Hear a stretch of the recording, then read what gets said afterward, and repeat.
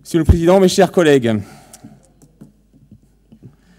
avec cette feuille de route sur l'hydrogène renouvelable, nous sommes pleinement en phase opérationnelle de la BRESCOP, sur le volet énergie, transport, bilan carbone, et pleinement en phase avec la nécessité d'anticiper et de préparer la Bretagne de demain. En complément des interventions des collègues de la majorité, je voudrais insister dans mon propos sur la question des applications de l'hydrogène. Son déploiement va représenter une petite révolution. L'éventail des usages est vaste, que ce soit dans le quotidien comme dans les possibilités d'innovation et d'activités nouvelles pour le monde économique. On pense au secteur de la chimie, de l'électronique, de la plasturgie et bien sûr des piles à combustible.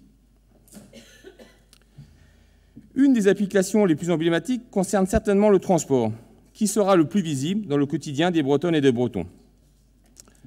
À commencer par le transport maritime et notamment la desserte des îles. Chacun a à l'esprit le panache de fumée noire et malodorante derrière les navires à passagers quittant le port. Eh bien, nous allons entrer dans une nouvelle ère.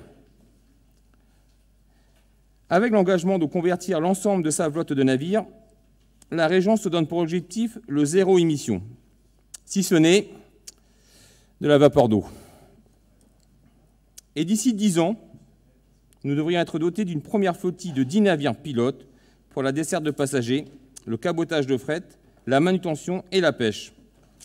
Et ce, dès 2022-2023, pour les premiers navires opérationnels. Nous y sommes déjà. La dernière commission permanente a voté 692 000 € de financement pour le projet Ilias, piloté par Morbihan Énergie et Europe Technologies. Un bateau de passagers à propulsion hydrogène, couplé avec une infrastructure complète de production, distribution à terre.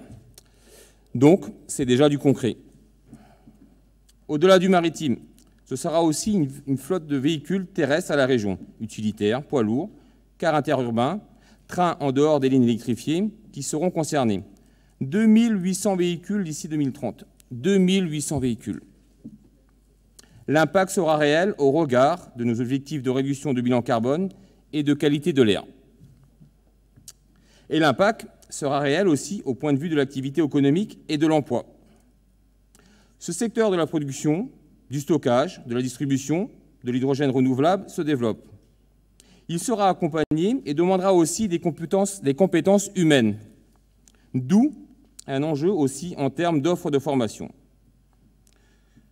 On n'oublie pas un aspect essentiel. C'est au niveau territorial que les projets de déploiement doivent être conçus. C'est donc par les territoires que se structurera cette filière.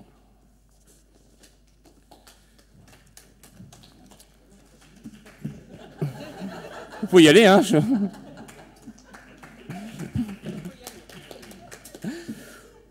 Pour conclure, Jacques Chirac disait, je cite, après Gwenegan, tu fais fort, là. « Notre maison brûle et nous regardons ailleurs. Sous votre impulsion, Président, et de la majorité, la Bretagne ne regarde pas ailleurs. Mieux, elle agit. Et je vous cite, Président, je veux les usines et l'écologie. » Alors, quand l'écologie nourrit l'économie, c'est la Bretagne qui respire.